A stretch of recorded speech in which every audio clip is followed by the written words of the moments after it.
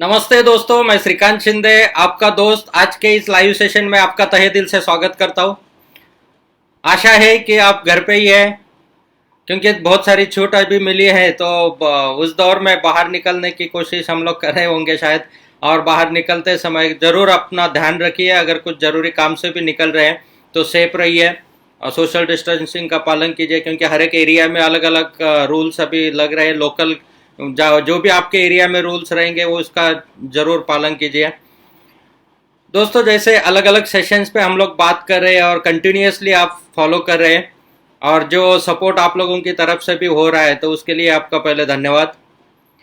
दोस्तों, आज के सेशन में हम लोग डिस्कस करने वाले हैं कि इलेक्ट्रिक व्हीकल इंडस्ट्री के इंडिया में क्या क्या चैलेंजेस आ रहे हैं और उसके ऊपर क्या क्या सोल्यूशंस है।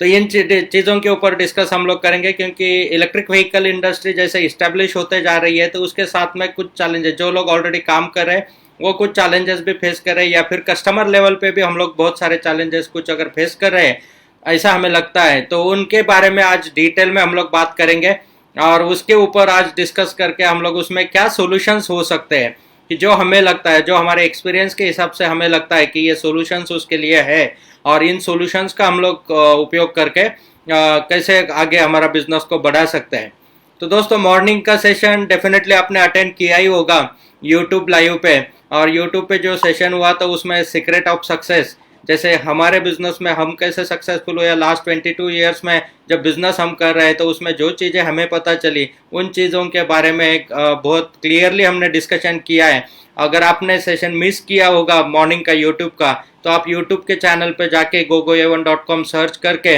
आप उस सेशन को देख सकते हैं, क्योंकि जो फेसबुक पे सेशंस होते हैं, यूट्यूब पे सेशंस होते हैं, तो दोनों के टॉपिक अलग अलग होते हैं, इसीलिए वो भी सेशंस आपको देखना जरूरी है और ये सेशंस को भी अटेंड करना जरूरी है। तो दोस्तों, हम लोग चलते हैं टॉपिक की तरफ। इलेक्ट्रिक व्हीकल इंडस्ट्री जो है, तो जैसे इंडिया में हम लोग देखते हैं कि इलेक्ट्रिक व्हीकल्स अभी शुरू नहीं हुई है, पिछले 5 साल में या 10 साल में शुरू नहीं हुए है। 98 से इसका मूवमेंट शुरू हुआ था। 2000 में एक कंपनी ने इलेक्ट्रिक स्कूटर्स मार्केट में लॉन्च भी किए। वो लॉन्च करने के बाद में फिर बहुत अच्छे लेवल पे उन्होंने सेल भी किया, और सेल करने के बाद में उस स्कूटर के बारे में जो स्पेयर पार्ट अवेलेबिलिटी था, या फिर बैटरी का लाइफ था, बैटरी का टेक्नोलॉजी था, मोटर का टेक्नोलॉजी था, वो उतना अपग्रेड नहीं था। तो बहुत सारे लोगों ने जो स्कूटर परचेस किया हुआ था, तो टेक्नोलॉजी अपग्रेड ना होने की वजह से उनको मोटर में कुछ चैलेंजेस फेस करने पड़े, या फिर बैटरी का लाइफ उतना नहीं मिलता था। और जब इलेक्ट्रिक स्कूटर हम लोग परचेस कर लेते हैं तो नियर बाय ट्रैवल के लिए, क्योंकि शुरू में लोगों ने प्रोपोगंडा भी ऐसा ही किया एंड लोगों ने एक्सेप्ट भी इसीलिए किया क्योंकि फ्री में चलता है, बहुत कम पैसों में ये चलता है, रनिंग कॉस्ट नहीं है, तो नियर बाय ट्रैवलिंग के लिए लोगों ने एक्सेप्ट करना शुरू किया। जब नियर बाय ट्रैवलिंग के लिए एक्सेप्ट करते हैं तो नज़दीक नज़दीक बहुत ज़्यादा नहीं घूमते हैं, और बैटरी जो लीड एसिड यूज किया जाता था, तो बैटरी का जनरली लाइफ लीड एसिड का 1-1.5 साल का ही होता है, और 1-1.5 साल में आप अगर यूज करते हो तो भी वो 1-1.5-2 साल में आपको रिप्लेस करना पड़ेगा। अगर नहीं भी यूज करते हो तो भी आपको रिप्लेस करना पड़ेगा। बहुत बार ऐसा होता है कि इलेक्ट्रिक व्हीकल में हम लोग चार्ज करके नहीं रखते बैटरीज, और बैटरीज अगर डिस्चार्ज कंडीशन में बहुत दिनों तक पड़ा रहता है तो भी बैटरीज खराब हो जाते हैं। तो बैटरीज, और बाद में जब रिप्लेस करने का वक्त आता है बैटरी का, और हमें आदत है इंस्टॉलमेंट की, इंस्टॉलमेंट में डेली पेट्रोल के ऊपर हम लोग ज्यादा खर्च करेंगे, लेकिन वन टाइम इन्वेस्टमेंट नहीं चाहिए। तो बैटरी जब रिप्लेस करने होते थे तो वन टाइम इन्वेस्टमेंट आता था, और इसीलिए लोगों ने फिर वो स्कूटर को साइड में रख दिया, और मार्केट में एक प्रोपोगंडा हो गया कि इलेक्ट्रिक व्हीकल सक्सेसफुल नहीं है या फिर नहीं चल सकते। लेकिन उस समय जो टेक्नोलॉजी लिमिटेशंस थे वो अभी चेंज हो चुके हैं, अभी वो सिनेरियो चेंज हो चुका है। तो मार्केट में जो उसके बाद में अभी रिवोल्यूशन आना शुरू हो गया, तो बहुत सारे स्कूटर के मॉडल्स बहुत सारी कंपनियां बेच रही है, और बहुत अच्छे रिजल्ट्स भी कुछ कंपनियों के आ रहे हैं। कुछ कंपनियों के क्वालिटी वाइज इश्यूज आ रहे होंगे तो उसके ऊपर भी वो लोग अपग्रेड करेंगे डेफिनेटली, क्योंकि अगर लॉन्ग टर्म मार्केट में काम करना है तो उसके ऊपर हमें क्वालिटी देना बहुत जरूरी होता है। हम लोग जब चैलेंजेस को देख रहे हैं तो चैलेंजेस को देखते समय हम लोग उसको बाइफर्केट करेंगे, जैसे कि गवर्नमेंट लेवल से हमें क्या क्या चैलेंजेस है, या उस लेवल से क्या क्या सपोर्ट की जरूरत है, इसके ऊपर हम लोग डिस्कस करेंगे। लीगली क्या क्या इसके ऊपर पॉइंट्स है, उसके ऊपर मतलब approval processes and rules and regulations, इसके ऊपर हम लोग डिस्कस करेंगे। देन इंडस्ट्री लेवल पे क्या क्या चैलेंजेस है, मैन्युफैक्चरर्स क्या चैलेंजेस फेस करते हैं, उसके ऊपर भी हम डिस्कस करेंगे, एंड हर एक चीज के ऊपर हम लोग क्या सोल्यूशन हो सकता है उसके ऊपर भी मैं मेरी सोच के हिसाब से, मेरे एक्सपीरियंस के हिसाब से उसके ऊपर मैं कुछ अपना मत भी रखना चाहूंगा। Then customer point of view से क्या क्या चैलेंजेस फेस होते हैं उन चीज़ों के ऊपर भी हम लोग डिस्कस करेंगे। तो दोस्तों चलते हैं, पहले शुरुआत करते हैं हम लोग गवर्नमेंट लेवल से क्या क्या चैलेंजेस फेस होते हैं और किस तरीके से इस इंडस्ट्री के लिए आगे बढ़ने के लिए गवर्नमेंट की तरफ से हम सपोर्ट मिलना चाहिए और कहाँ पे लोग मिस करते हैं, इंडस्ट्री कहाँ पे मिस करती है एज ए यूजर या फिर एज ए इंडस्ट्रियलिस्ट, हम लोग किन चीज़ों को मिस करते हैं या कौन सी चीज़ें गवर्नमेंट की तरफ से आज मिल रही है। जैसे इलेक्ट्रिक व्हीकल इंडस्ट्री को प्रमोट करने के लिए बहुत एग्रेसिव कदम गवर्नमेंट ने उठाए हुए हैं कि जैसे फेम 2 का सब्सिडी लॉन्च किया, देन जो जीएसटी ऑलरेडी कम कर दिया है और एग्जिस्टिंग व्हीकल पे जीएसटी, जो पेट्रोल व्हीकल्स है उसके ऊपर जीएसटी का परसेंटेज ज़्यादा कर दिया है, देन आरटीओ रजिस्ट्रेशन में इसके लिए फ्री कर दिया है, देन इसके साथ में जो रोड टैक्स में फ्री कर दिया है, देन बहुत सारे इंश्योरेंस में बेनिफिट दिया है, पार्किंग में बहुत सारी जगह पे बेनिफिट हो रहा है, टोल पे बहुत सारी जगह पे बेनिफिट हो रहा है। तो ये अच्छे पॉइंट्स भी हैं, मतलब बहुत सारे एग्रेसिवली पॉइंट्स गवर्नमेंट में इस इंडस्ट्री को इम्प्रूव करने के लिए किया है, सब्सिडीज बहुत अलग अलग व्हीकल्स पे मिल रही है। देन उसके साथ में BS4 से BS6 का जो इम्प्लीमेंटेशन है वो भी बहुत ही एक्टिवली एंड एग्रेसिवली उन्होंने किया है। तो वो एग्रेसिवली इम्प्लीमेंटेशन होने की वजह से भी अभी इलेक्ट्रिक व्हीकल के लिए एक माहौल तैयार हो चुका है, एक सपोर्टिंग एटमॉस्फेयर गवर्नमेंट की तरफ से क्रिएट हो चुका है। अभी इंडस्ट्री में जो काम करने वाले लोग हैं तो उस काम करते समय इस इंडस्ट्री के लिए इंफ्रास्ट्रक्चर की यहाँ पे कमी है। इंफ्रास्ट्रक्चर हमारे पास उतना नहीं है क्योंकि हमने सडनली वर्क स्टार्ट किया है, उसका प्रिपरेशन एक्चुअली पिछले 12-15 सालों से होना चाहिए था। बड़े बड़े जो मैन्युफैक्चरर्स हैं उन्होंने शुरुआत करनी चाहिए थी, लेकिन बड़े मैन्युफैक्चरर्स भी उनके ऑलरेडी इतने बड़े इन्वेस्टमेंट्स हो चुके हैं, ऑलरेडी उनके मॉडल्स रनिंग है, मार्केट में है, और सडनली उस सब को बंद करके चेंज ओवर करना उनके लिए भी इतना पॉसिबल नहीं हो सकता है, क्योंकि उनको भी सोचना पड़ता है कि जितने इन्वेस्टमेंट्स है, जितने लोग काम कर रहे हैं और जिस तरीके से आगे जा रहे हैं और जो टेक्निकल चैलेंजेस ईवी के लिए थे, तो उन सब का कैलकुलेट करते हुए बहुत सारे मैन्युफैक्चरर्स ने मॉडल्स भी लॉन्च करने की कोशिश की है, बहुत सारे मॉडल्स आ भी रहे हैं, R&D भी सबका चालू है। लेकिन उसके साथ में गवर्नमेंट की तरफ से अभी जो दोनों तरफ से ये आ रहा है कि गवर्नमेंट भी इनिशिएटिव ले रहे हैं एंड मैन्युफैक्चरर्स भी, क्योंकि एग्रेसिवली और स्ट्रिक्टली उनको बताया है तो उनको भी अभी ऑप्शन नहीं बचा है कि ईवी की तरफ उनको देखना ही पड़ेगा। तो गवर्नमेंट की तरफ से दूसरी बात, जो चार्जिंग स्टेशन है, चार्जिंग पॉइंट्स है, इसके ऊपर भी एग्रेसिवली काम किया जा रहा है। अभी चैलेंज कहाँ पे आता है, क्योंकि आज का टॉपिक है चैलेंज के लिए, तो और आप बोलेंगे कि नहीं क्या क्या हो रहा है, क्या क्या किया है, इसके ऊपर आप बात कर रहे हैं, तो चैलेंजेस क्या क्या आते हैं ये हम लोग देखते हैं। तो जिस तरीके से हम लोग एक डेमोक्रेटिक कंट्री में रहते हैं, तो यहाँ पे एक चैलेंज जो हमने सबने महसूस की, ये मेरी सोच है, ये ऐसा मुझे लगता है, शायद हो सकता है आपकी सोच अलग हो या फिर फैक्ट के ऊपर, लेकिन मैं पर्सनल अपना ओपिनियन यहाँ पे रख रहा हूँ।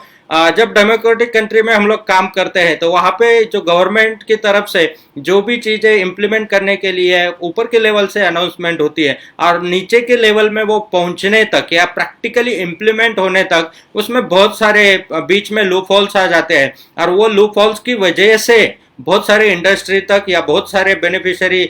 जो है उन लोगों तक वो बेनिफिट्स पहुंचते नहीं है, और सालों सालों से, बहुत सालों से ये आदत ऑलरेडी इंडिया में लग चुकी है। जैसे कोई भी मंदिर में हम लोग जाते हैं तो मंदिर में हम तो जाते हैं भगवान के लिए, और भगवान के लिए जो कुछ भी लेके जाते हैं, लेकिन बीच में एजेंट्स यानी पुजारीज वहाँ पे होते हैं, और पुजारीज अपने मूड के हिसाब से या फिर अपने फायदे के हिसाब से या फिर अपने सिचुएशन के हिसाब से अगर काम करते हैं तो उसमें ना भगवान की गलती होती है, ना बेनिफिशियरी की गलती होती है, या ना डिवोटी की गलती होती है। तो भी उसी तरीके से जो भी गवर्नमेंट स्कीम्स है इम्प्लीमेंट होती है, तो उसके बीच में भी जो प्रोसेस होता है, उस प्रोसेस में क्योंकि आदतें हमारे यहाँ पे ऐसे लगी हुई है कि उसको डिले करना या फिर सेल्फिश नेचर भी उसके बीच में आ जाता है, तो फिर उसमें या फिर कौन से पार्टी का है या फिर कौन से एरिया का है या फिर इस तरीके से भी बहुत बार सोचा जा सकता है, और उस लेवल से अगर काम होता है तो फिर उसमें लूप होल्स आते हैं और वो एंड तक नहीं पहुंचता है। जिस तरीके से गवर्नमेंट ने चार्जिंग स्टेशन के ऊपर बहुत सारे प्रैक्टिकली इंप्लीमेंटेशन करने के लिए बहुत सारे फंड्स भी दिए हुए हैं, सब्सिडी के लिए बहुत सारे फंड्स है, लेकिन एंड तक वो किस तरीके से इंप्लीमेंटेशन होता है ये बहुत ही इंपॉर्टेंट है। दोस्तों मेरी राय मैं ये मान लूंगा कि जिस तरीके से गवर्नमेंट एग्रेसिवली प्रमोट कर रही है या इनिशिएटिव ले रही है, और इन चीजों को इंप्लीमेंट होने में डेफिनेटली वक्त लगेगा, क्योंकि कोई भी चीज जब बड़े लेवल पे रिवॉल्यूशन आता है, चेंज होता है, एक एस्टेब्लिश इंडस्ट्री चेंज होती है या फिर कोई भी नई इंडस्ट्री एस्टेब्लिश होती है, तो उस प्रोसेस में वक्त लगता है। आज तक बाहर की कंट्रीज ने भी जहां जहां पे इलेक्ट्रिक व्हीकल इंडस्ट्री एस्टेब्लिश है तो उनको भी वो वक्त लगा है, क्योंकि अभी डिफरेंस जो दिख रहा है हमें, तो उन्होंने शुरुआत बहुत पहले से की थी और हमने शुरुआत लेट की हुई है। तो शुरुआत लेट करने के बाद में अगर, लेकिन स्पीड हमारा थोड़ा सा ज्यादा है, उसके साथ में जो बेसिक इंफ्रास्ट्रक्चर खड़ा होना चाहिए। अभी चार्जिंग स्टेशन के लिए जो खड़ा हो रहा है तो उसमें एटलीस्ट 5 साल तो भी जाएंगे कि जिस लेवल से हम लोग सोच रहे हैं। अभी चार्जिंग स्टेशन हो भी गए तो उतने models and number of acceptance लोगों का है क्या मार्केट में, वो भी चेक करना जरूरी है। नहीं तो ऐसा ना हो जाए कि जिस तरीके से एक स्टेशन हो गए, रिलायंस के पेट्रोल पंप्स हो गए थे, सब जगह पे हो गए, बहुत अच्छे लेवल पे चल रहे थे और बाद में बहुत सालों तक वो बंद रहे। तो मतलब जो भी इन्वेस्टमेंट हो चुका है वो अगर यूटिलाइज नहीं होता है तो फिर वहां पे भी चैलेंजेस आना शुरुआत हो जाती है। तो इसीलिए स्टेप बाय स्टेप वो इंप्लीमेंट होने में टाइम लगेगा। उस समय में जो हमेशा हर वीडियो में मैं आपको कहते आ रहा हूं कि अगर हम लोग उस चैलेंज का कंट्रोल हमारे हाथ में नहीं है, अगर वो दूसरों के ऊपर डिपेंड है, अगर वो कोई चीजें गवर्नमेंट के ऊपर डिपेंड है, तो हम लोग उस वहां पे रेजिस्टेंस या वहां पे अगर हर्डल आ रहा है तो हम रुकना नहीं चाहिए, हमें उसका साइड ट्रैक ढूंढ के हमें आगे बढ़ना चाहिए। तो जिस तरीके से आज के डेट में अगर चार्जिंग का चैलेंज आता है तो चार्जिंग कौन से व्हीकल के लिए चाहिए, बड़े व्हीकल के लिए चाहिए, जैसे कार है या फिर बड़े ट्रक्स है या बसेस है, तो इनको चार्जिंग स्टेशन चाहिए। तो जब इनको बड़े व्हीकल्स को चार्जिंग स्टेशन चाहिए, जो छोटे व्हीकल्स है जो डोमेस्टिक चार्जिंग कर सकते हैं तो उनके लिए तो कोई चार्जिंग का प्रॉब्लम नहीं है। या फिर अगर आप टू व्हीलर भी यूज करते हैं और चार्जिंग स्टेशन पे जाके कोई इलेक्ट्रिक स्कूटर या मोटरसाइकिल नहीं चार्ज करने वाला है, क्योंकि उनका डिमांड, उनका रिक्वायरमेंट कम डिस्टेंस का है, तो वो हिसाब से बैटरी वो आप ऑलरेडी उसमें इंस्टॉल है, 100-150 किलोमीटर की भी बैटरी मिलती है। तो टू व्हीलर पे 150 किलोमीटर से ज्यादा तो कोई राइड नहीं करता है नॉर्मली। अगर कोई सेल्स वाला भी है, डिलीवरी वाला भी है, तो उनका ही राइड 150 किलोमीटर तक का होता है। नॉर्मली तो 40, 50, 60 किलोमीटर का ही राइड हर किसी का होता है, और उतना चार्ज तो वो डोमेस्टिक पोर्ट पे, घर पे, क्योंकि बैटरी कैपेसिटी अगर छोटा है तो उस कैपेसिटी थ्रू हम लोग डोमेस्टिक अपना जैसे मोबाइल चार्ज करते हैं, 5 एम्पियर प्लग से भी उसको चार्ज कर सकते हैं। तो वो चार्जिंग के लिए प्रॉब्लम नहीं है, प्रॉब्लम है बड़े व्हीकल्स को चार्ज करने के लिए। और जब बड़े व्हीकल्स आने के लिए उसके टेक्नोलॉजीज भी अपग्रेड हो रहे हैं, देन व्हीकल्स भी बड़े मैन्युफैक्चरर्स प्रिपेयर कर रहे हैं और साइमल्टेनियसली चार्जिंग स्टेशंस भी हो रहे हैं। मतलब बड़े व्हीकल्स आपको रेगुलराइज होने के लिए अभी मिनिमम हमें 4 से 5 साल लगेंगे, उतना पीरियड तो चाहिए, क्योंकि तब तक एस्टेब्लिशमेंट के लिए ये स्टेप्स है और वो स्टेप्स में स्टेप बाय स्टेप वो होता रहेगा, सब लोग उसके ऊपर काम करें। तो हम उसके लिए 5 साल रुके रहें या फिर हम लोग अपना डायरेक्शन देके, अपना एक ट्रैक बना के, अपना एक रोड तैयार करके हम लोग उसके ऊपर काम करना शुरू करें, ये हमें सोचना है। क्योंकि अगर 5 साल आप रुके भी रहे तो आप कल जा उठ के कार का फैक्ट्री तो तुरंत नहीं चालू करने वाले हैं, लेकिन उसके पहले हम एज ए यूजर सोचते हैं, ठीक है, तो इतने दिनों से हम लोग यूज कर रहे हैं और थोड़े दिन से ही हम लोग रेगुलर व्हीकल यूज कर सकते हैं, या फिर उसका एक इनिशिएटिव हम लोग ले सकते हैं कि कम बैटरी कैपेसिटी वाला, या फिर जहां पे हमने रेंज का लिमिटेशन ना आए, ऐसा हम लोग रेट्रोफिट कन्वर्जन में जा सकते हैं। तो एकदम से सडनली चेंज नहीं होगा, आपने सब गाड़ियां यूज करना छोड़ दिया और इलेक्ट्रिक यूज करना शुरू किया, ऐसा नहीं होगा। इसमें स्टेप्स हमें डालने होंगे और स्टेप बाय स्टेप हमें जाना होगा। तो जैसे हम कार यूज करना छोड़ नहीं सकते, लेकिन कार में रेट्रोफिट करके हम लोग कुछ परसेंटेज में तो आज पोल्यूशन बचा सकते हैं, कुछ परसेंटेज में तो जा सकते हैं, जिसमें हमारे लिए भी जो चैलेंज आता है उसके ऊपर सोल्यूशन मिल जाएगा, रेंज का लिमिटेशन नहीं रहेगा, कॉस्ट कंट्रोल में आएगा एंड उसके ऊपर हम लोग इजीली चार्जिंग भी कहीं पे भी कर सकते हैं, क्योंकि बैटरी पैक छोटा बन जाएगा। तो ये एक एडवांटेज हमें मिल जाएगा बड़े व्हीकल्स में। देन छोटे व्हीकल्स में जहां पे डोमेस्टिक चार्जिंग फैसिलिटी है, उसके लिए पब्लिक चार्जिंग फैसिलिटी की वैसे भी रिक्वायरमेंट नहीं है, क्योंकि अगर वहां पे पब्लिक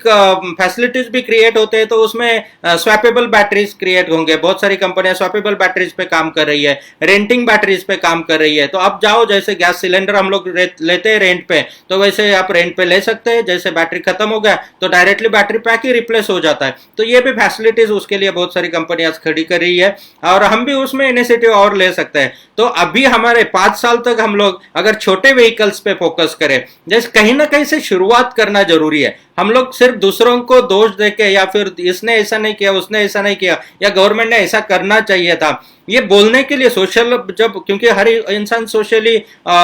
डिस्कस करना उसको अच्छा लगता है, हम भी डिस्कस करेंगे, डिस्कस करने तक ये बातें ठीक है, लेकिन जब प्रैक्टिकली इंप्लीमेंट हमें करना है तो हम कौन सी जिम्मेदारी उठा के दूसरों को ब्लेम करने से पहले एक उंगली जब हम दूसरे की तरफ दिखाते हैं तो चार उंगलियां हमारे तरफ भी आ जाती है। तो दूसरों को उंगली दिखाने से पहले हम क्या कर सकते हैं, हमारी क्या रिस्पॉन्सिबिलिटी है, हमारी क्या जिम्मेदारी है, और हम इंडिविजुअल लेवल पे क्या कर सकते हैं। अगर हम बिजनेस करना चाहते हैं इस इंडस्ट्री में तो किस तरीके से कहीं ना कहीं से शुरुआत करके हम लोग आगे बढ़ सकते हैं। अगर नहीं बिजनेस करना चाहते तो भी हम लोग जो पर्सनल व्हीकल यूज कर रहे हैं उस व्हीकल को किस तरीके से हम लोग इधर कन्वर्ट कर सकते हैं या फिर यूज करना शुरू कर सकते हैं। तो क्या हमने टू व्हीलर परचेस की है अभी तक इलेक्ट्रिक वाली, या फिर नहीं टू व्हीलर एटलीस्ट बाइसिकल तो भी परचेस की है, नहीं परचेस की एटलीस्ट उसको कन्वर्ट तो भी किया है। तो ये इनिशिएटिव हमारी तरफ से हम ले सकते हैं, एटलीस्ट एक व्हीकल तो हम लोग, क्योंकि हम दूसरों के अनुभवों से या फिर दूसरे लोग क्या बोल रहे हैं इसके हिसाब से अगर हर बार कंक्लूजन निकालने की कोशिश करेंगे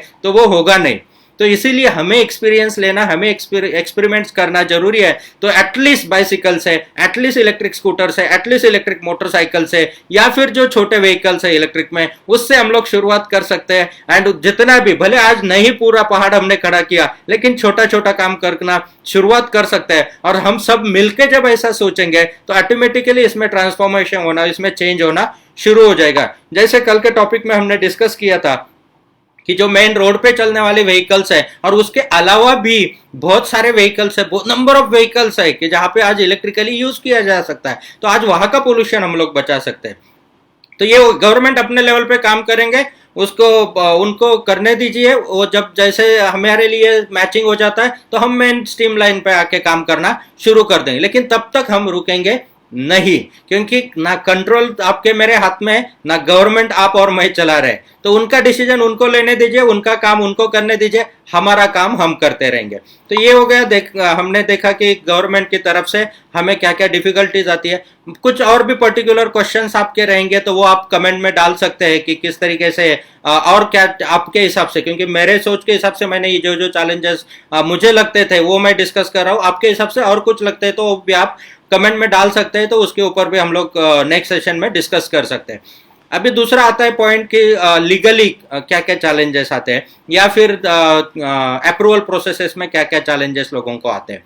लीगली जो चैलेंजेस आते हैं तो उसके लिए जब CMVR रूल्स के थ्रू जब कोई भी व्हीकल बनता है, तो जब व्हीकल के लिए, क्योंकि जब रोड पे व्हीकल चलने वाला है तो उसको एक स्टैंडर्डाइजेशन होना चाहिए, वो सेफ्टी होना चाहिए, क्योंकि पब्लिक उसको यूज करने वाली है और पब्लिक की सेफ्टी भी देखना जरूरी है। इसीलिए CMVR रूल्स बनाए जाते हैं और उस रूल के हिसाब से वो व्हीकल उतना स्ट्रांग है या नहीं, सेफ्टी है या नहीं, परफॉर्मेंस उसका अच्छा दे रहा है या नहीं, ये चेक करना जरूरी है। अभी डिफरेंस कहाँ पे आ गया है कि जब हम लोग पहले से अगर बड़े लेवल पे ऑटोमोबाइल इंडस्ट्री में काम करते हैं तो हम उन चीजों के लिए यूज टू है कि जो भी नॉर्म्स है उन नॉर्म्स के लिए हम लोग यूज टू हैं और उसी लेवल से, उस स्टैंडर्ड से हम लोग व्हीकल बना के अप्लाई करके अगर करते हैं तो हमें कुछ उसमें अलग चीजें नहीं लगती है, इट्स ए रेगुलर प्रैक्टिस। लेकिन अभी हुआ क्या है कि इलेक्ट्रिक व्हीकल इंडस्ट्री में काम करना आसान हो गया, छोटे छोटे प्लेयर्स भी आ रहे हैं और छोटे छोटे प्लेयर जब आएंगे तो उनको आदत नहीं है, वो उस सिस्टम के साथ यूज टू नहीं है। जब आदत नहीं है तो हमें ऐसा लगता है कि ये हमारे लिए बहुत बड़े हर्डल्स बन रहे हैं या फिर ये बहुत बड़ा कॉस्टिंग जा रहा है, लेकिन वो स्टैंडर्ड के हिसाब से वो टेस्ट होना जरूरी है, वो स्टैंडर्ड के हिसाब से मार्केट में व्हीकल आना जरूरी है। क्योंकि अगर इस तरीके से जाएंगे कि किसी ने प्रॉपरली चेक नहीं किया या फिर वहां पे माल प्रैक्टिस होनी शुरू हो गई या फिर उन्होंने रूल्स में कुछ कंसेशन हमें दे दिया और उस तरीके से व्हीकल्स आने लगे तो वो पब्लिक यूज करने वाले, तो वहां पे सेफ्टी होना बहुत ही जरूरी है, वो स्टैंडर्ड के व्हीकल्स होना बहुत ही जरूरी है। तो इसीलिए जो कुछ रूल्स हमें लगता होगा, क्योंकि बहुत सारे मैन्युफैक्चरर, स्कूटर मैन्युफैक्चरर या फिर 3 व्हीलर मैन्युफैक्चरर जिनको लगता होगा कि नहीं ये थोड़ा सा टफ टास्क है, लेकिन वो टफ नहीं है। टेक्निकली हम लोग भी थोड़ा सा और डीपली स्टडी करके, और हम भी अगर क्वालिटी कॉन्शियस है तो हमारे लिए टफ नहीं है। अगर हम लोग कॉम्प्रोमाइज करके काम करना चाहते हैं तो हमारे लिए डेफिनेटली टफ वो लग सकता है, क्योंकि वहां पे जो स्टैंडर्ड्स है तो वो स्टैंडर्ड के हिसाब से ही टेस्टिंग होना चाहिए। दूसरी बात,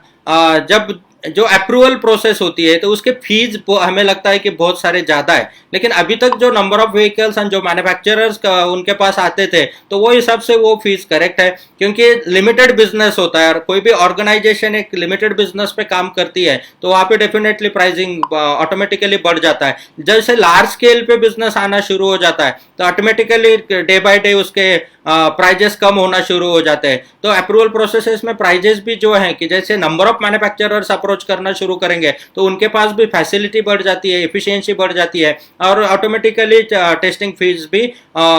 धीरे धीरे कम होना शुरू हो जाती है। तो ये लॉजिकल बात है, मैं ना किसी को रिप्रेजेंट कर रहा हूँ ना मैं किसी के ये कर रहा हूँ। तो एक लॉजिक हम लोग लगा सकते हैं कि नंबर ऑफ मैन्युफैक्चरर जाएंगे, नंबर ऑफ व्हीकल जाएंगे, टेस्टिंग प्रोसेसेस ईजी होगा, टेक्नोलॉजी और अपग्रेड होगी तो ऑटोमेटिकली ये टेस्टिंग फीस कम हो जाएगी। अगर टेस्टिंग फीस बहुत ही नील है, बहुत ही नॉमिनल है तो नंबर ऑफ मैन्युफैक्चरर ज्यादा हो जाएंगे तो कंपटीशन भी आपके लिए जल्दी खड़ा होने वाला है। तो वो भी पॉइंट को हमें ध्यान में रखना जरूरी है। और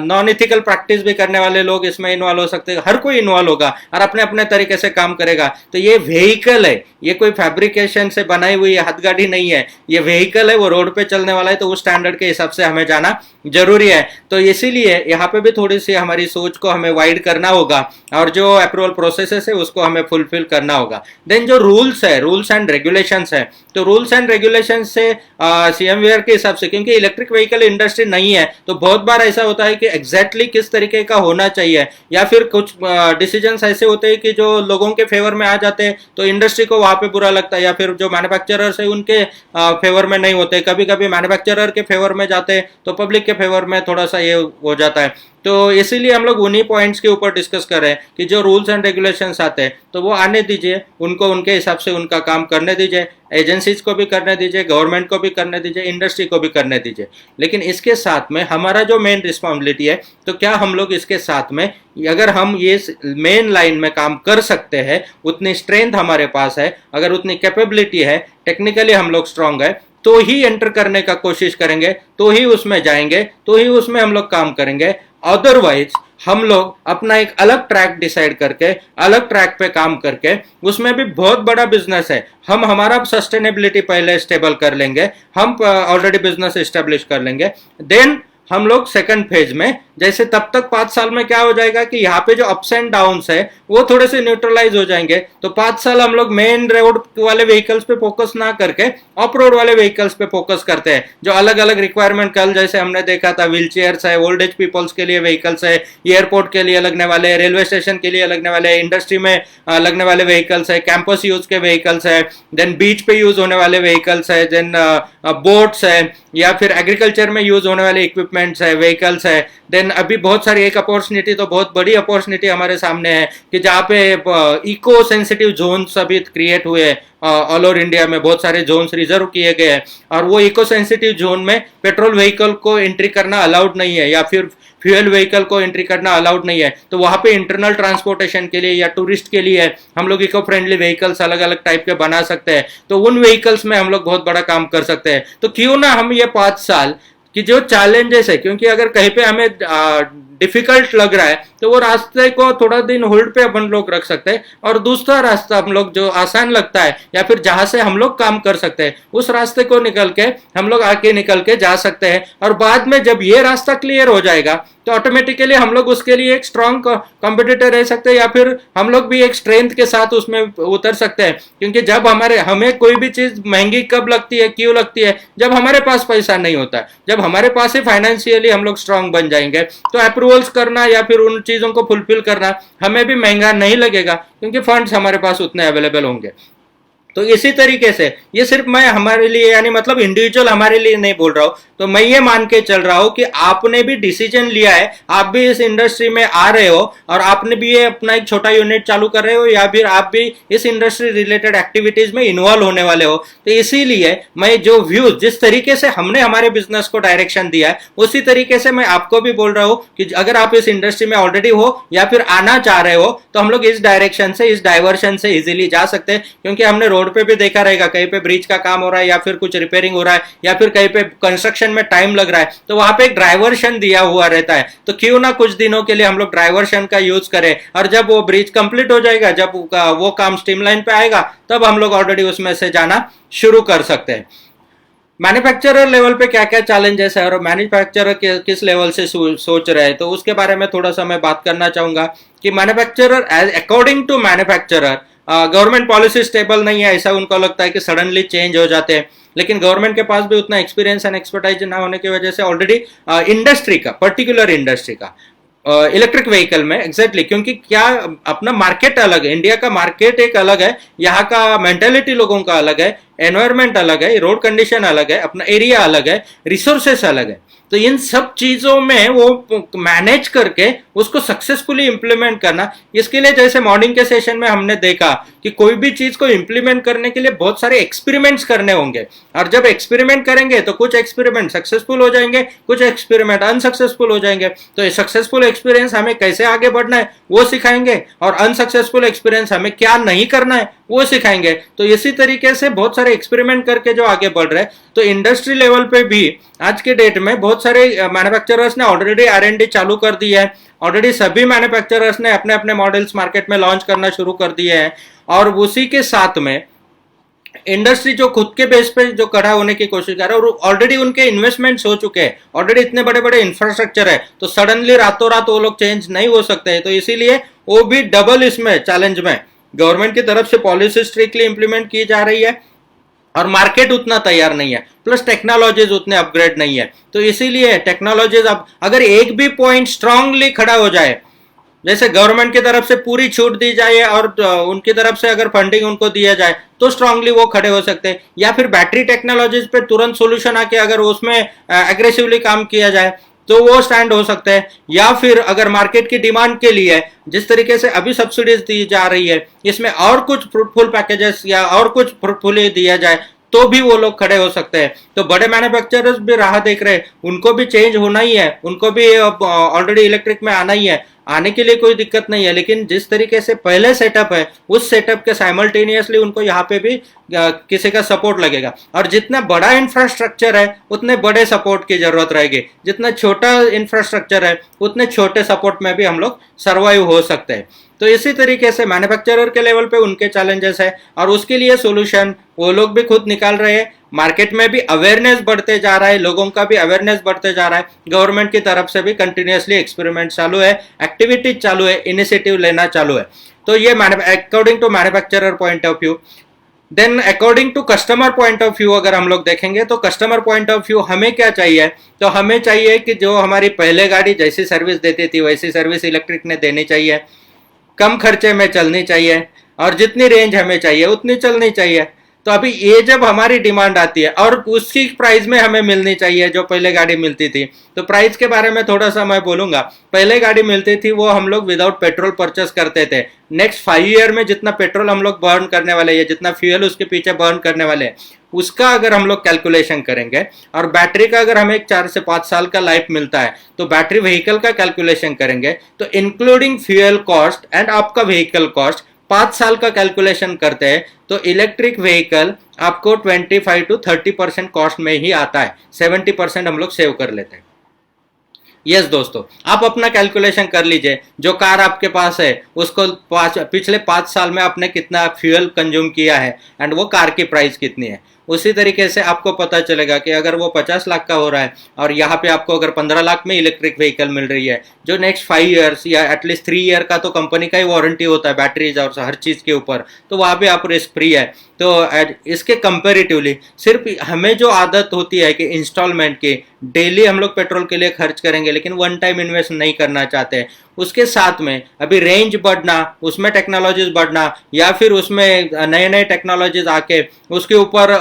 बैटरीज के ऊपर सोल्यूशन आना, जिस तरीके से बहुत सारे लोग उसके ऊपर एक्ट कर रहे हैं, अभी सोडियम बैटरी के ऊपर भी काम कर रहे हैं। अगर सोडियम का सक्सेसफुली रिजल्ट हमें मिल जाते हैं, उसको लार्ज स्केल पे अगर वो सक्सेसफुली वर्क कर पाता है तो उस एक सोल्यूशन लिथियम के लिए हमारे लिए हो जाएगा, जिसमें कि हमारा रिसाइकलिंग का भी चैलेंजेस बहुत सारा कम हो सकता है। लोकल रिसोर्सेस है तो उसके ऊपर वो रिसोर्सेस कहीं पे भी मिल सकते हैं तो उसमें इमीडिएटली प्लांट शुरू हो सकते हैं। तो ये टेक्नोलॉजी डेवलपमेंट है।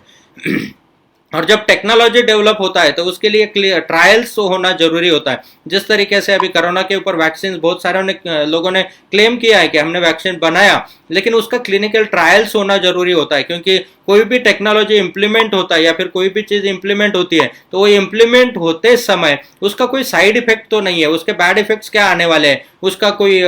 दूसरे चैलेंजेस तो नहीं खड़े होने वाले, ये भी चेक करना जरूरी होता है। उसी तरीके से बैटरी टेक्नोलॉजी में भी जो डेवलपमेंट्स हो रहे हैं तो उस डेवलपमेंट के साथ वो टाइम टेस्टेड होना या फिर उसके ऊपर ट्रायल्स होना जरूरी है, और वो ट्रायल्स ऑलरेडी चल रहे हैं। तो उस हिसाब से कोई ना कोई बैटरी टेक्नोलॉजी बहुत जल्द हमारे पास सामने आएगी, और उस टेक्नोलॉजी के साथ में हम लोग इंडिपेंडेंट रहेंगे कि हम लोकली मैन्युफैक्चरिंग करके उसके ऊपर आगे बढ़ सकते हैं। उसके बाद में तो प्राइजिंग के बारे में हमने क्लियर किया कि प्राइजिंग में जो आज हमें लगता है तो लॉन्ग टर्म के हिसाब से देखेंगे तो इलेक्ट्रिक व्हीकल सस्ता पड़ता है। सेकंड, इलेक्ट्रिक व्हीकल में मेजर प्राइस आज के डेट में जा रहा है कि बैटरी कॉस्ट जा रहा है, बैटरी टेक्नोलॉजी जैसे अपग्रेड हो रहा है तो वो टेक्नोलॉजी जैसे जैसे अपग्रेड होंगे, और हमने ऑलरेडी 5 साल दिए हैं कि 5 साल हम लोग जो भी एक्सपेरिमेंट्स हो रहे हैं, जो भी अपग्रेडेशन हो रहा है उसके लिए हम लोग वेट करेंगे, एंड 5 साल में ऑब्जर्व करके फिर हम लोग मेन हमारा कार को कन्वर्ट चेंज करना है तो हम लोग इलेक्ट्रिक पे कन्वर्ट हो जाएंगे। तब तक हम एग्जिस्टिंग को कन्वर्जन के पीछे कर लग जाएंगे, या फिर तब तक छोटे छोटे जो व्हीकल्स हम लोग यूज करते हैं उनको कन्वर्ट करके एटलीस्ट कहीं से ना कहीं से शुरुआत कर लेंगे। और अगर कॉन्फिडेंटली मैन्युफैक्चरर्स को भी लगता है, गवर्नमेंट को भी लगता है और हमें भी लगता है कि यस ये परफेक्टली मॉडल्स है और अभी यहाँ पे हमें इनिशिएटिव लेने के लिए कोई प्रॉब्लम नहीं है, तो हम लोग अभी से भी इनिशिएटिव लेना शुरू कर सकते हैं, क्योंकि बहुत सारे कंपनियों के मॉडल ऑलरेडी मार्केट में आ चुके हैं। तो उन मॉडल्स के ऊपर भी हम लोग काम करना शुरू कर सकते हैं। तो दोस्तों ये हो गया price point of view, battery technology के ऊपर हमने बात किया। देन हमारे लिए चाहिए कि रनिंग कॉस्ट तो ऑलरेडी वैसे भी इलेक्ट्रिक व्हीकल का कम ही है, तो as compare to petrol cost या फिर फ्यूल कॉस्ट ऑलरेडी जैसे टू व्हीलर में 2 to 2.5 रुपीज पर किलोमीटर चलती है, तो इलेक्ट्रिक में वो 25 पैसा पर किलोमीटर चलती है ज़्यादा से ज़्यादा। तो इलेक्ट्रिसिटी रिचार्जिंग कॉस्ट अगर हम लोग देखेंगे तो उसके ऊपर हम लोग बहुत ऑलरेडी इफेक्टिव वे में 10% 15% पे वो चलता है, तो 90% वहाँ पे हमारा सेविंग हो जाता है। अभी कुछ लोगों के दिमाग में ये भी सवाल आता है या फिर चैलेंज उनको लगता है कि इलेक्ट्रिसिटी जो हम यूज़ करते हैं तो उसकी वजह से फिर वो अगर जैसे जिस प्लांट से आ रही है तो वहाँ पे भी पोल्यूशन फिर क्रिएट होता है, तो इलेक्ट्रिक व्हीकल आप यूज़ करेंगे तो उसका भी पोल्यूशन वहाँ पे क्रिएट हो जाएगा। लेकिन जिस तरीके से सोलर प्लांट्स बढ़ रहे हैं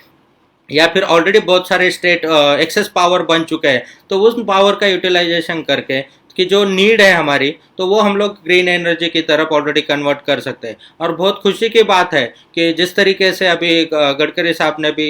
इथेनॉल के ऊपर इनिशिएटिव लिया है और इथेनॉल के ऊपर फार्मर्स को भी प्रमोट किया जा रहा है, और फार्मर्स के लेवल पे भी इथेनॉल्स के प्रोडक्शन एंड उसके लिए अगर फार्मर्स के थ्रू क्रॉप्स मिल जाते हैं तो उस हिसाब से भी तो जो जनरेशन प्लांट्स है उन प्लांट्स में भी इथेनॉल का यूटिलाइजेशन करके उसमें भी ग्रीन एनर्जी में कन्वर्जन किया जा सकता है। या फिर जो व्हीकल्स में भी इथेनॉल से चलने वाले इंजन अगर आते हैं तो वहाँ पे भी एक सपोर्ट हो सकता है कि सडनली तो चेंज नहीं होगा, लेकिन स्टेप बाय स्टेप वो भी एग्रेसिवली उसके ऊपर काम करना शुरू कर सकते हैं, और वहाँ पे भी धीरे धीरे चेंज, मतलब सभी एंगल से हमें अगर कोई बड़ा जेन्युइनली प्रॉब्लम है तो बड़े प्रॉब्लम को सॉल्व करने के लिए हमें एक ही एंगल से नहीं करना पड़ेगा, तो सब एंगल से उसके ऊपर वर्क करना पड़ेगा, और स्टेप बाय स्टेप हम लोग आगे जाके उस प्रॉब्लम को नील कर सकते हैं, किल कर सकते हैं या न्यूट्रलाइज कर सकते हैं।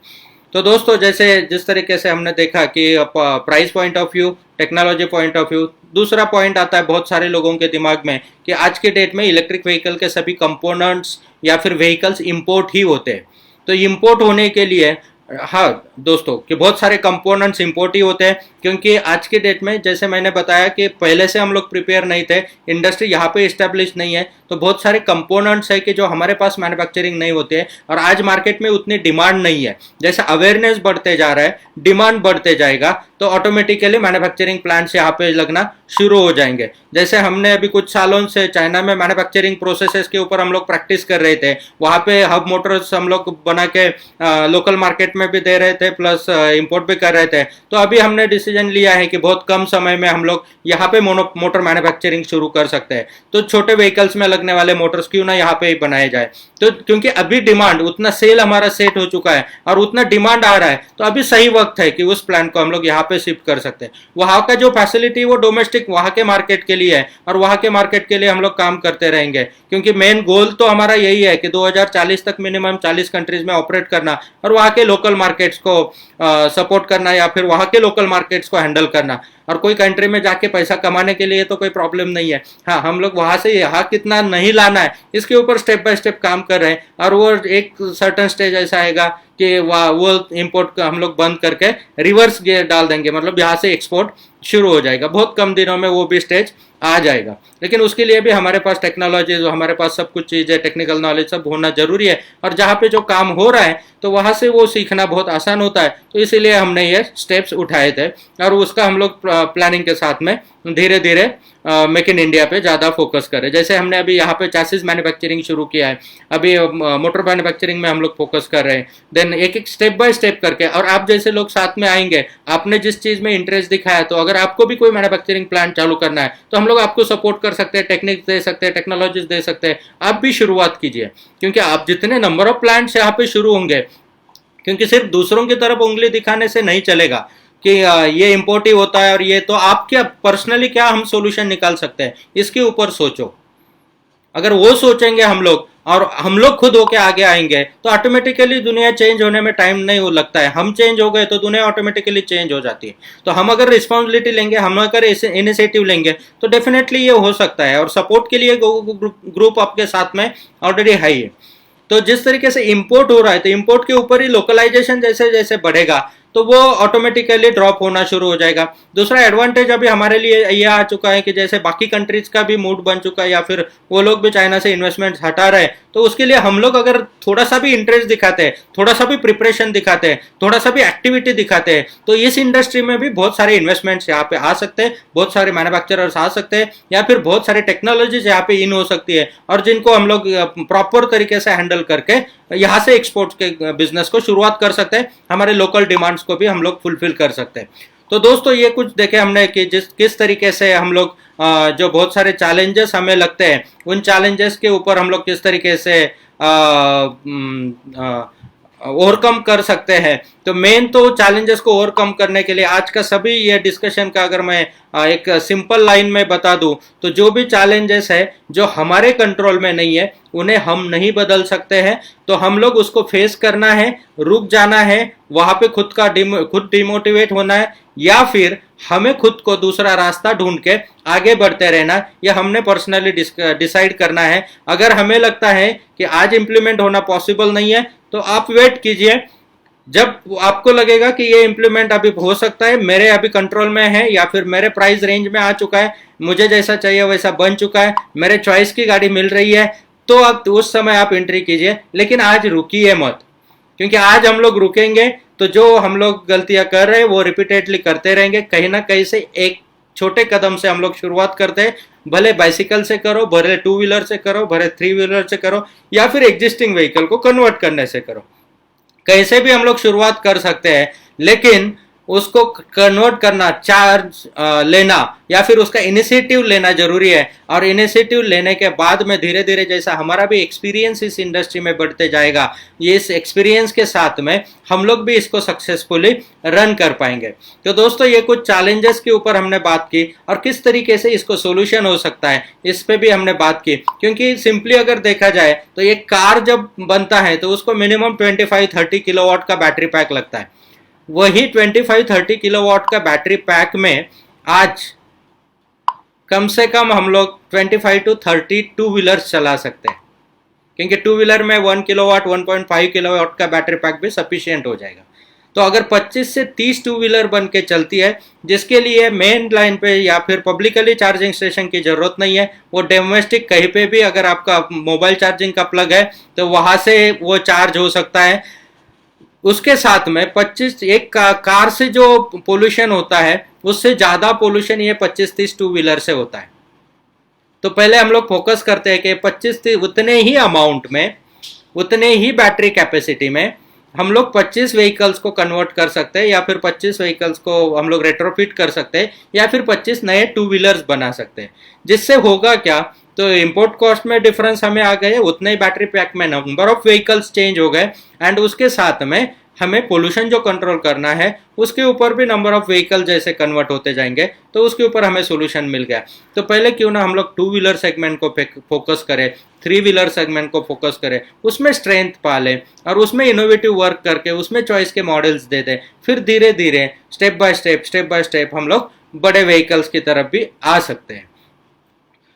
प्लस दोस्तों कि जिस तरीके से हमने कल देखा था कि अलग अलग सेगमेंट में, जैसे एग्रीकल्चर में अलग अलग लगने वाले इक्विपमेंट्स हैं, तो उनके ऊपर कैसे हम लोग मैन्युफैक्चरिंग शुरुआत कर सकते हैं। और इन सब चीज़ों के लिए गोगो ग्रुप ऑफ कंपनी जो हमें फैसिलिटीज़ दे रहे हैं, या फिर जो आप बिजनेस एसोसिएट बन के जो भी इन्वेस्टमेंट, जो भी इंफ्रास्ट्रक्चर, जो भी टेक्नोलॉजी, जो भी कंपोनेंट्स गोगो ग्रुप के पास में है, जो भी ट्रेनिंग प्रोग्राम्स हम लोग देते हैं, ये सब का पार्टनरशिप आप भी लेके बिजनेस एसोसिएट बन के किस तरीके से आगे जा सकते हैं, किस तरीके से आप भी इस बिजनेस में इन हो सकते हैं, इसके ऊपर जो कल हमने प्रोग्राम रखा है सुबह 10 बजे से लेके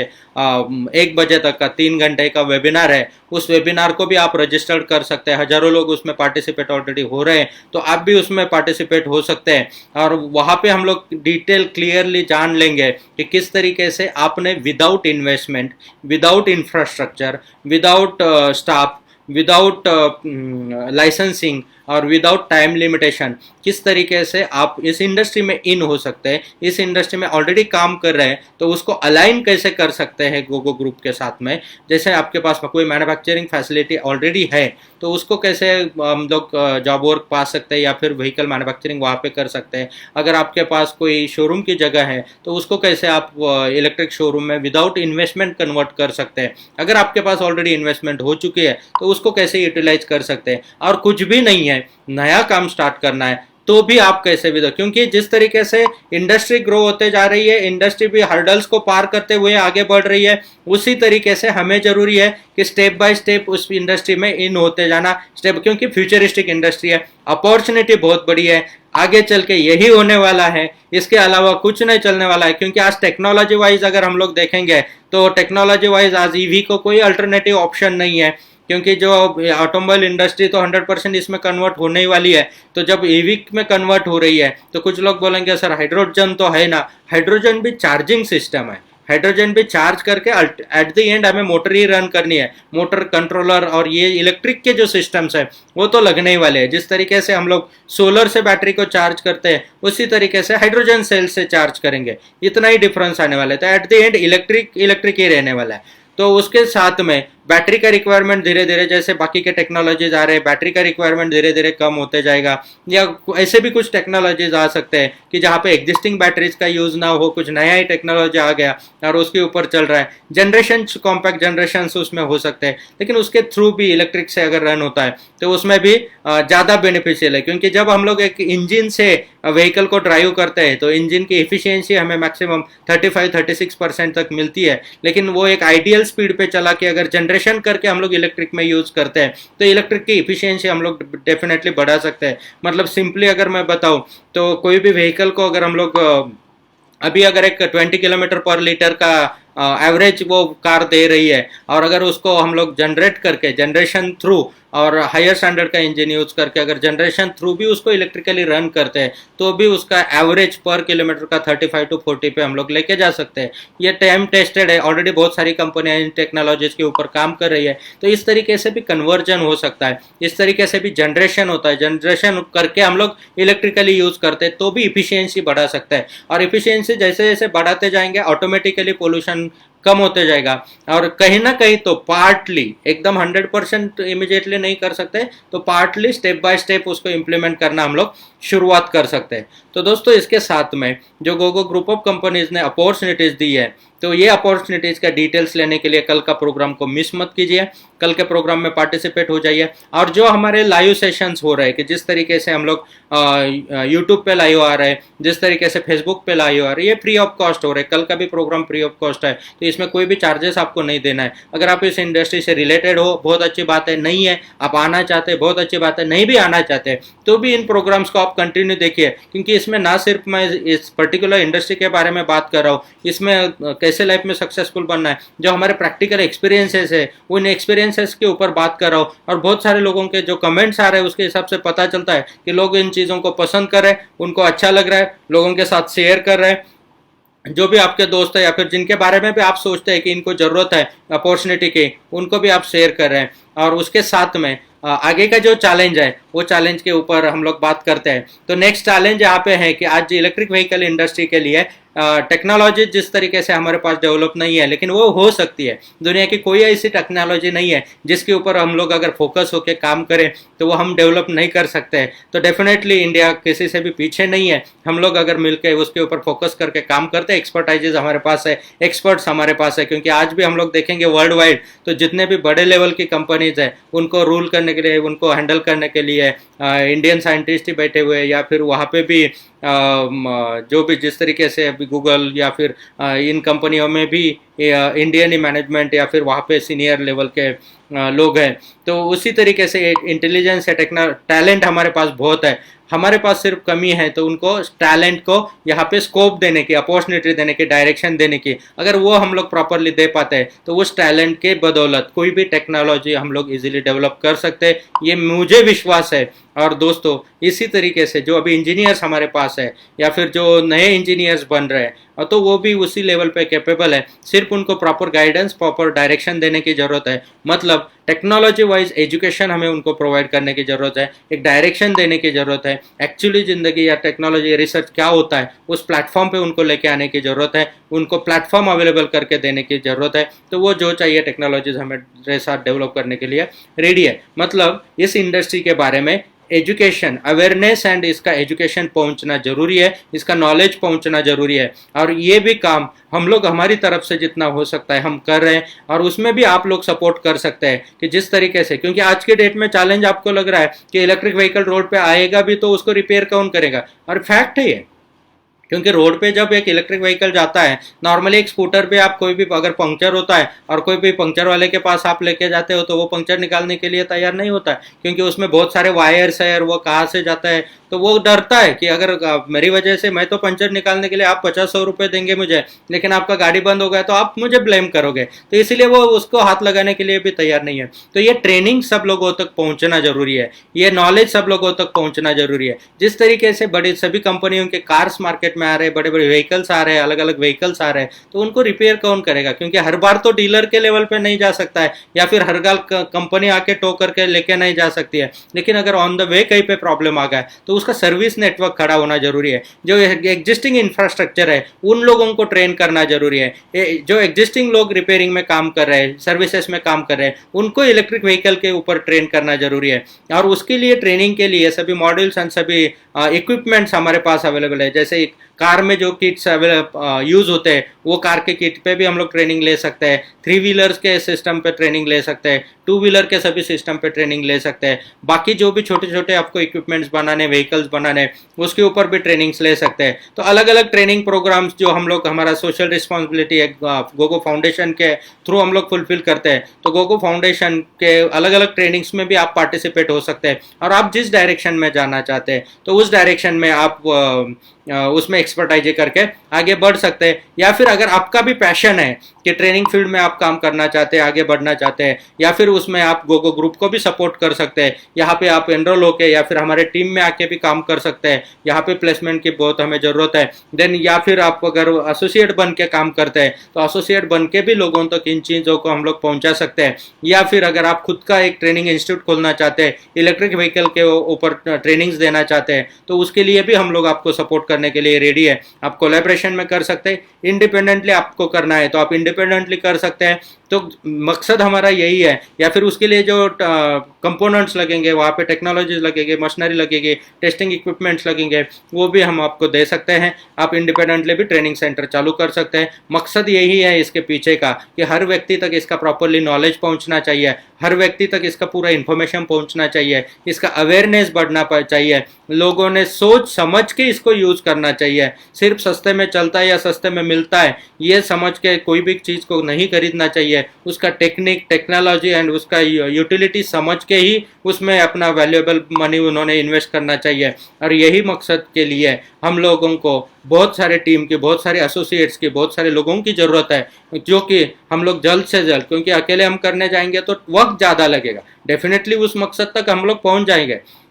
लेकिन वक्त थोड़ा ज़्यादा लगेगा। लेकिन आप लोग भी सोच रहे हैं इस इंडस्ट्री के बारे में, आप भी इसी डायरेक्शन में काम करना चाहते हैं, तो क्यों ना एक एसोसिएट में बन के या एक एसोसिएशन में आके हम लोग इस काम को और तेज़ी से और स्पीड से सब लोगों तक पहुंचाए। कहीं पे भी हम लोग किसी को कंपलसरी नहीं कर रहे कि आपको आना ही है, करना ही है। अगर आपने डिसीजन लिया है, अगर आप भी सोच रहे हैं, अगर आपका एग्जिस्टिंग काम उस लेवल से नहीं चल रहा है, आप नए काम की तलाश में है, या फिर आपको भी ये रिसेशन के टाइम में या फिर अभी लॉकडाउन के बाद में आपको लग रहा है कि आपकी इंडस्ट्री उतना सपोर्ट नहीं कर रही है और नई इंडस्ट्री के खोज में आप है, तो आपके लिए इलेक्ट्रिक व्हीकल इंडस्ट्री है। अगर आप भी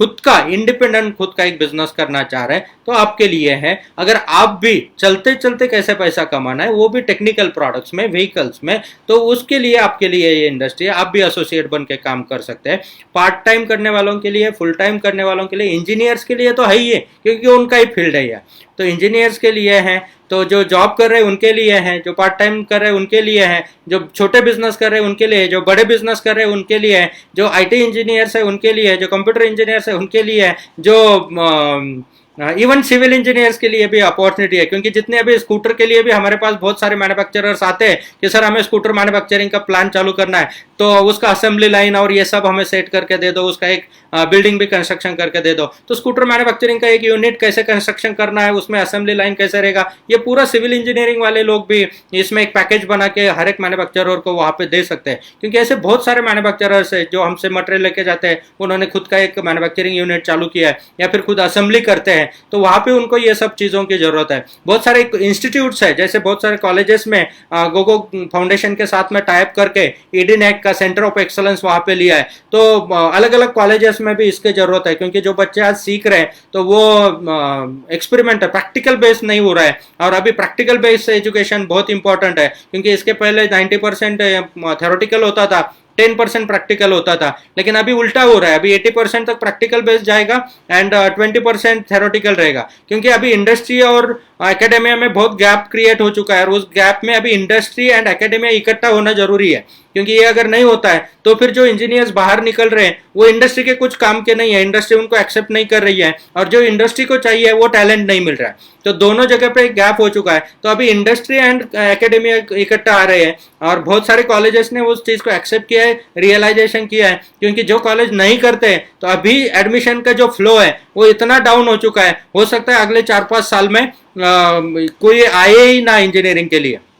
तो ऐसा भी सिचुएशन आ सकता है। तो उसके पहले हमें चेंज होना जरूरी है, उसके पहले हमें नए सिस्टम्स के साथ में जाना जरूरी है, उसके पहले हमें अपग्रेड होना जरूरी है, और उसके पहले हमें प्रॉपरली रिजल्ट देने वाले कोर्सेस लॉन्च करके एंड उनको प्रॉपरली सर्विसेज देके एक्सपीरियंस लोगों से, उनको एक्सपीरियंस इंडस्ट्रीज से उनको रूबरू कराना जरूरी है। तो दोस्तों, जिस तरीके से एजुकेशन में इसमें अपॉर्चुनिटी है या फिर जो चैलेंजेस आज फेस कर रहे हैं मार्केट में, उन चैलेंजेस के ऊपर सोल्यूशन यहाँ पे अवेलेबल है। क्योंकि जो एक्सपर्टाइज हमने पाई है तो उसकी वजह से, और हमारा कंटिन्यूसली नेचर यही रहा है कि हर एक चीज़ में जहाँ पे भी जो डायरेक्शन में हमें लगता है कि वहाँ पे किस तरीके से हम लोग काम कर सकते हैं और उसको सक्सेसफुली रन कर सकते हैं या फिर दूसरों को सपोर्ट कैसा कर सकते हैं, यही डायरेक्शन में कंटिन्यूसली हम लोग काम कर रहे हैं। तो दोस्तों, बीच बीच में थोड़ा मैं कमेंट पढ़ने की कोशिश कर रहा हूँ, लेकिन पॉसिबल नहीं हो रहा है। तो हम लोग कल का जो सेशन है वो 2 वे कम्युनिकेशन रहेगा, कि जिसमें हम लोग वेबिनार है तो वेबिनार में आप भी बात कर पाएंगे, हम भी बात कर पाएंगे। नंबर ऑफ पीपल ज़्यादा है तो उसमें कुछ लोगों को मौका जरूर मिलेगा बात करने का, और धीरे धीरे हम लोग ये मिशन को जैसे आगे बढ़ा रहे तो उसमें आपके सपोर्ट की भी ज़रूरत है। उसके साथ में दोस्तों थोड़ा सा एडिशनली मैं बताना चाहूँगा कि जो बिजनेस एसोसिएट क्वालिफिकेशन प्रोग्राम है, तो बिजनेस एसोसिएट बन के किस तरीके से हम लोग बिजनेस कर सकते हैं, इसका पूरा डिटेल्स हम लोग कल ले सकते हैं। और उसके साथ में आज की डेट में बहुत सारे लोग ऐसे होंगे कि जिन्होंने हमसे कंपोनेंट ऑलरेडी परचेस किए हुए हैं, तो उनका मैं धन्यवाद करना चाहता हूँ। प्लस उसके साथ में जिन्होंने ऑलरेडी बहुत सारे व्हीकल्स बनाए हुए हैं और वो व्हीकल्स बना के उनका जो रिजल्ट है उनका जो एक्सपीरियंस है वो भी हमारे साथ में शेयर कीजिए। तो अगर आप घर पे ही है, वो व्हीकल भी वहाँ पे ही है, तो आप उसका एक छोटा सा वीडियो बना के, या फिर आपका जो एक्सपीरियंस है वो भी एक्सपीरियंस आप एक छोटा सा वीडियो बना के हमें अगर पोस्ट करेंगे तो हमें भी वो क्रॉस चेक के लिए अच्छा रहेगा, और आपके अनुभवों से बाकी लोगों को भी कॉन्फिडेंस आएगा। बहुत बार ऐसा हो सकता है कि कुछ लोगों ने समझो एक सोच हमारे दिमाग में आती है, एक आइडिया हमारे दिमाग में आती है, उस डायरेक्शन में हम लोग काम करना चाहते हैं, लेकिन उसका प्रॉपरली टेक्निकल नॉलेज ना होने की वजह से अगर आपका प्रोजेक्ट कहीं पे बीच पे अटका हुआ है, आप कंप्लीट नहीं कर पा रहे हैं, तो गोगो के टीम को आप कांटेक्ट कीजिए, हम आपको सपोर्ट करेंगे उसमें टेक्निकली कैसे आप आगे बढ़ सकते हैं और आपके प्रोजेक्ट को कंप्लीट कर सकते हैं। कुछ लोगों ने सिर्फ मटेरियल लेके रखा होगा, उनको समझ में नहीं आ रहा है आगे क्या करना है, तो वो लोग भी कांटेक्ट कर सकते हैं, क्योंकि आपने जो भी पैसा इन्वेस्ट किया है, जो भी पैसा आपने लगाया है, तो ये आपकी मेहनत का पैसा है, और उसका वैल्यू जैसा आपके लिए है तो हमारे लिए भी उसका वैल्यू है। और हम कभी नहीं चाहेंगे कि आपने जो भी पैसा खर्च किया है तो वो कहीं पे वेस्ट हो जाए, तो डेफिनेटली उसका यूटिलाइजेशन होना चाहिए। दूसरी बात, बहुत बार हम लोग जब कंपोनेंट परचेस करते हैं या फिर कोई भी एक्सपेरिमेंट करते हैं, तो एक्सपेरिमेंट करते समय बहुत सारी चीज़ें हमें एक्सपेरिमेंटल लेवल पे रखनी पड़ती है। तो ऐसा ज़रूरी नहीं होता है कि जब हम लोग कोई चीज़ को एक्सपेरिमेंट करने के लिए ले रहे हैं तो उसका हर चीज़ से प्रॉफिटेबिलिटी देखनी चाहिए, क्योंकि उसमें से मुझे क्या फ़ायदा हुआ, इससे ज़्यादा जो एक्सपेरिमेंट करने का आपने डिसाइड किया है और उसके लिए कंपोनेंट परचेस किया है, तो उस कंपोनेंट के थ्रू आपका वो प्रोजेक्ट कंप्लीट होना इंपॉर्टेंट है। तो वो आपने सेटिस्फैक्शन के लिए या एक्सपेरिमेंट करके उससे नॉलेज गेन करने के लिए लिया है, उसमें से पैसा कमाने के लिए नहीं लिया है। तो ये बात को भी हमें समझना जरूरी है। और ऐसे केस में जहाँ पे टेक्निकली ज़रूरत है, अगर कोई कंपोनेंट में आपको हमारी सर्विस की एडिशनल ज़रूरत है, क्योंकि अभी प्रॉपरली टीम हमने अलाइन किया है, सर्विस के लिए भी टीम है, टेक्निकल सपोर्ट के लिए भी टीम है, तो वो टीम आपको स्पेशली उसी चीज़ के लिए टीम है, क्योंकि अभी तक टीम हमारे पास पहले कम था, 55 लोग ही काम करते थे, लेकिन अभी टीम भी हमने बढ़ाया हुआ है। तो उस टीम के साथ में, और खुशी की बात यह है कि पूरे टीम को, अगर अभी कोरोना के टाइम में भी पूरा टीम हमारे साथ में, एवरी डे हम लोग जितना पहले मेहनत करते थे उससे भी ज़्यादा मेहनत कर रहे हैं, अपने आप को अपग्रेड कर रहे हैं, टेक्निक्स को अपग्रेड कर रहे हैं, हमारे नॉलेज को अपग्रेड कर रहे हैं, और आप लोगों तक जितना ज़्यादा से ज़्यादा हो सकता है इन चीज़ों को पहुंचाने की कोशिश कर रहे हैं। फ्यूचर के लिए हम लोग प्लानिंग कर रहे हैं, फ्यूचर के लिए सब स्ट्रैटेजिक वे में हम लोग जा रहे हैं। तो उसके ऊपर और बहुत अच्छी टीम हमें मिली है जो दिन रात डेडिकेशन से मेहनत कर रही है, तो उनका भी मैं धन्यवाद करता हूँ कि जो टीम सपोर्ट में खड़ी है। और इस टीम के साथ में मैं कॉन्फिडेंट हूँ कि जरूर जिस मकसद से हम लोग निकले हुए हैं, जिस मकसद से हम लोग आगे जा रहे हैं, और जिस मकसद से हमने सपना देखा है कि एक दिन डेफिनेटली इलेक्ट्रिक व्हीकल्स या फिर छोटे छोटे व्हीकल्स, जो भी इलेक्ट्रिक व्हीकल की इंडस्ट्री है, इस इंडस्ट्री के बहुत सारे कंपोनेंट्स, बहुत सारे मॉडल्स इंडिया से दुनिया भर में एक्सपोर्ट होंगे। और ये सपना बहुत दूर नहीं है, बहुत कम समय में हम लोग इसको अचीव कर सकते हैं। और उसके लिए दिन रात हम लोग जब सोचते हैं तो ये सॉल्यूशन सामने आते हैं कि एग्जैक्टली हम लोग क्या कर सकते हैं, किस तरीके से सोच सकते हैं, कौन से एक्शंस हमें लेना चाहिए और किस डायरेक्शन में हमें काम करना चाहिए। तो दोस्तों, जो आपने आपका वैल्यूएबल टाइम हमें दिया, जो डेली आप दे रहे हैं, कंटिन्यूसली आपका सपोर्ट है, और इस सपोर्ट के बदौलत हमें भी मोटिवेशन आता है, हमें भी और नए नए टॉपिक पे बात करने के लिए, मेहनत करने के लिए और मोटिवेशन आता है। और उसके साथ में, लेकिन सिर्फ सुनिए मत, इसमें से जो बातें अपने लाइफ में इंप्लीमेंट करने जैसी है डेफिनेटली कीजिए, जो बातें दूसरों को बताने जैसी है आप भी बताना शुरू कर दीजिए। हो सकता है कि आपके डायरेक्शन से, आपके मोटिवेशन से या फिर आपके गाइडेंस से किसी के लाइफ में अगर एक थोड़ा सा भी चेंज आता है, अगर उनको डायरेक्शन मिल जाती है, अगर वो एग्रेसिवली काम करना शुरू कर देते हैं, तो एक आपके लिए बहुत बड़ी खुशी की बात होती है। जिस तरीके से हम कर रहे हैं, तो हमें ये सबसे बड़ी खुशी की बात है, क्योंकि ज्ञान तो बांटने से ही बढ़ता है। और जितना आप भी ये बांटने में सपोर्ट करेंगे, जितने ज़्यादा से ज़्यादा लोगों तक पहुँचाएंगे, जितने ज़्यादा से ज़्यादा लोगों तक ये वीडियोज़ पहुँचेंगे, उतने लोगों के लाइफ में अगर थोड़ा थोड़ा भी चेंज आता है, तो वो दिन दूर नहीं रहेंगे कि हम लोग जो चैलेंजेस है आज यहाँ पे, उसके ऊपर प्रैक्टिकली सॉल्यूशंस निकाल के किस तरीके से हम लोग आगे बढ़ सकते हैं, हमारी कंट्री को एक प्रॉपरली हम एक महासत्ता बना सकते हैं। क्योंकि ये एक पर्सन का काम नहीं होता है, ये गवर्नमेंट का काम नहीं होता है, ये हमारा इंडिविजुअल का काम होता है। जितना प्यार, जितना गर्व हमें हमारे देश पे है, जितना प्यार हम लोग करते हैं, तो ये सोचने वाली बात है, ये हमें भी जरूर सोचना चाहिए क्या उस डायरेक्शन में हम लोग कितना एफर्ट डाल रहे हैं और कितना डेडिकेशन से उस डायरेक्शन में हम लोग काम कर रहे हैं, या फिर हम 100% सेल्फिश बन के रह चुके हैं, सिर्फ डिमांड करना ही हमें पता है या रिस्पॉन्सिबिलिटी हम नहीं जानते हैं। और बहुत अच्छी बात, आज एक मॉर्निंग में मैंने न्यूज़ सुना कि गवर्नमेंट अभी सोच रही है या फिर उसके ऊपर इम्प्लीमेंटेशन हो रहा है कि जो भी गवर्नमेंट जॉब में लोग आएंगे, शायद आपने भी देखी होगी न्यूज़, जो भी गवर्नमेंट जॉब में लोग आएंगे तो उनको मिनिमम 5 ईयर पहले मिलिट्री सर्विसेज ज्वाइन करना कंपलसरी होगा। अगर ये बात होती है तो ये दिन रहेगा कि अपने कंट्री के लिए एक सबसे गर्व का काम होगा और वहाँ से दुनिया बदलनी शुरू होगी दोस्तों, क्योंकि एक डिसिप्लिन सब में आ जाएगा। और डिसिप्लिन आके अगर गवर्नमेंट ऑफिसर्स काम करना शुरू करते हैं, आज भी बहुत सारे लोग हैं जो डिसिप्लिन से डेडिकेशन से काम करते हैं, लेकिन अगर कोई भी डिफेंस से पर्सन आके गवर्नमेंट ऑफिस में बैठता है, चेयर पे बैठता है, और अगर वो काम करने का तरीका एक अलग होगा, वहाँ पे जो पब्लिक के लिए सपोर्ट होगा, वहाँ पे जो एक सिनेरियो चेंज हो चुका होगा, और उम्मीद करता हूँ कि इसी तरीके से आगे बढ़ के भी हमारे जितने भी पॉलिटिशियंस हैं और जितने भी लोग हैं, ये भी ऐसा भी अगर कोई रूल लाए, ऊपर वाला करे कि ऐसी भी बुद्धि दे या फिर इस तरीके से सोचे कि ये भी डिफेंस से ही आए, ये भी स्ट्रिक्ट ऑफिसर्स आए, ना कि मतलब जिस तरीके से ये वहाँ पे जो कैंडिडेट्स है वो भी डिफेंस वाले ही एक्सपीरियंस वाले हो और उनको वोटिंग करके हम लोग सिलेक्ट करके दे देवे, तो वहाँ पे भी फिर चेंज होने के लिए बहुत मौका है। क्योंकि बहुत सारी ताकत, बहुत सारी एनर्जी, बहुत सारा डेडिकेशन, बहुत सारे पेशेंस, सब कुछ हमारे पास है। उसको बस एक डायरेक्शन में लाने की, उसको आगे बढ़ाने की, तो बहुत कम समय में हम दुनिया में नंबर 1 पे जा सकते हैं। बहुत कम समय में हम भी दिखा सकते हैं कि जो पहले का भारत था वो दोबारा हम लोग पुनर्जीवित कर सकते हैं। तो दोस्तों, आपने जो वक्त दिया, जो सुना और जिस तरीके से आप इसको प्रमोट करने में सपोर्ट कर रहे हैं, उसके लिए आपका